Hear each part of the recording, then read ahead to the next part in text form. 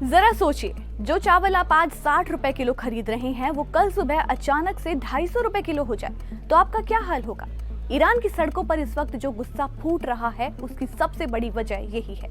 वहां की जनता अब भूख और बदहाली से तंग आकर आर पार की लड़ाई के मूड में है। तेहरान की गलियों से शुरू हुआ ये विरोध अब ईरान के 31 में से 27 प्रांतों में फैल चुका है। आंकड़े डराने वाले हैं। खबर है कि इस हिंसा में अब तक कम से कम 35 लोगों की जान जा चुकी है, जिनमें 4 मासूम बच्चे भी शामिल हैं। सुरक्षा बलों और प्रदर्शनकारियों के बीच में ठन गई है। ईरान के चप्पे चप्पे पर बारूद की गंध है। अब तक 1200 से ज्यादा लोगों को हिरासत में लिया जा चुका है, लेकिन सड़कों पर उमड़ा जन सैलाब पीछे हटने को तैयार नहीं है। लोग अब सिर्फ महंगाई की बात नहीं कर रहे, वो सीधे सिस्टम को चुनौती दे रहे हैं। सड़कों पर सुप्रीम लीडर के शासन को खत्म करने के नारे लग रहे हैं। कोई राजशाही वापस लाने की मांग कर रहा है तो कोई बुनियादी आजादी की।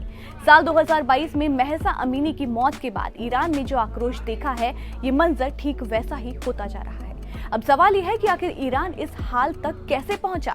इसका जवाब है वहां की टूटती हुई करेंसी रियाल। आज ईरान में $1 की कीमत करीब 14 लाख रियाल तक पहुंच गई है। इस कदर गिरती हुई करेंसी ने आम इंसान की कमर तोड़ दी है। दुकानदार हड़ताल पर हैं, बाजार बंद हैं और लोगों की जमा पूंजी कागज के टुकड़े बन चुकी है। एनडीटीवी से बात करते हुए एक ईरानी महिला ने जो बताया वो रोंगटे खड़े कर देने वाला है। उन्होंने कहा कि महंगाई इतनी बढ़ चुकी है कि राशन खरीदना अब मिडिल क्लास के बस से बाहर हो गया है।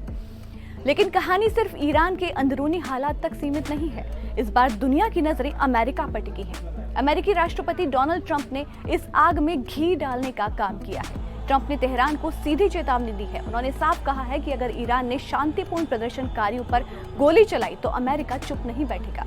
ट्रंप का वो बयान इस वक्त इंटरनेशनल मीडिया में हेडलाइन बना हुआ है, जिसमें उन्होंने कहा कि अमेरिकी मिसाइलें लॉक एंड लोडेड है, यानी एक इशारा और ईरान पर सैन्य कार्रवाई शुरू हो सकती है। सवाल यह है कि क्या ट्रंप सिर्फ धौंस जमा रहे हैं या वो वाकई कुछ करेंगे।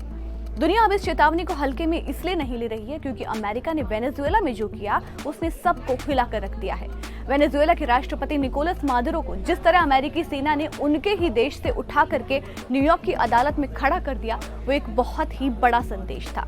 ईरान के शासक इस वक्त डरे हुए हैं कि कहीं मादुरो के बाद अगला नंबर उनका तो नहीं।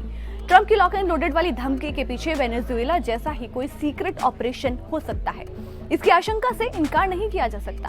हालांकि ईरान की सैन्य ताकत वेनेजुएला से कहीं ज्यादा है, लेकिन जब जनता ही सरकार के खिलाफ खड़ी हो जाए तो बाहरी दुश्मनों का काम और भी आसान हो जाता है। ईरान इस वक्त दो तरफा मार झेल रहा है, अंदर अपनी ही जनता का विद्रोह और बाहर से अमेरिका का सैन्य दबाव। क्या ईरान के सुप्रीम लीडर इस बगावत को कुचल पाएंगे या फिर महंगाई की ये आग ईरान की सत्ता को राख कर देगी। सवाल ये भी है कि क्या दुनिया एक और बड़े युद्ध की गवाह बनने वाली है, क्योंकि अगर अमेरिका ने हस्तक्षेप किया तो ये सिर्फ ईरान का मसला नहीं रहेगा, ये पूरे मिडिल ईस्ट को अपनी चपेट में ले लेगा।